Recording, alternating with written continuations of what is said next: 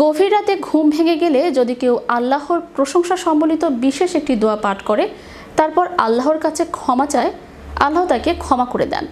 অন্য কোনো দোয়া পড়লে তাও কবুল হয়। এমনকি নামাজ পড়লে আল্লাহ ওই নামাজও কবুল করেন। বিস্তারিত থাকছে ডেস্ক রিপোর্টে।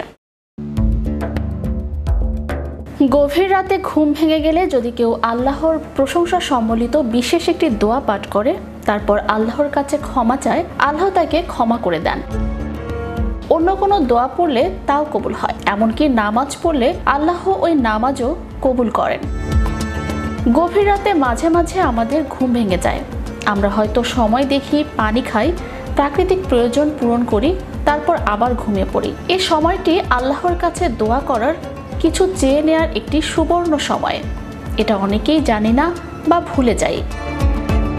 যে দোয়াটি পড়ে ক্ষমা চাইতে হবে সে দোয়াটি হলো লা ইলাহা ইল্লাল্লাহু ওয়াহদাহু লা শারিকা লাহু লাহুল মুলকু ওয়া লাহুল হামদু ওয়া হুয়া আলা কুল্লি শাইইন কাদির আলহামদুলিল্লাহি ওয়া সুবহানাল্লাহি ওয়া লা ইলাহা ইল্লাল্লাহু ওয়াল্লাহু আকবার ওয়া লা হাওলা ওয়া লা কুওয়াতা ইল্লা বিল্লাহ। এই দোয়া পাঠ করে সে যদি বলে, হে আমার রব, আমাকে ক্ষমা করুন, তাকে ক্ষমা করে দেয়া হয়। কোনো দোয়া পড়লে তাও কবুল হয়।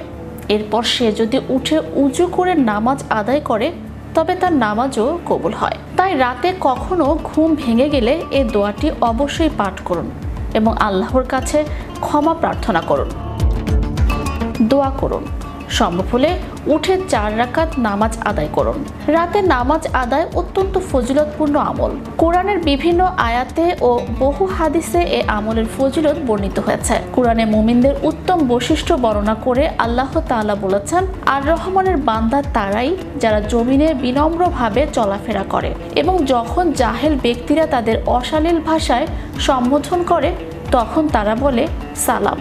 আর তারা রাত অতিবাহিত করে তাদের রবের উদ্দেশ্যে সিজদারত হয়ে এবং দাঁড়িয়ে থাকে।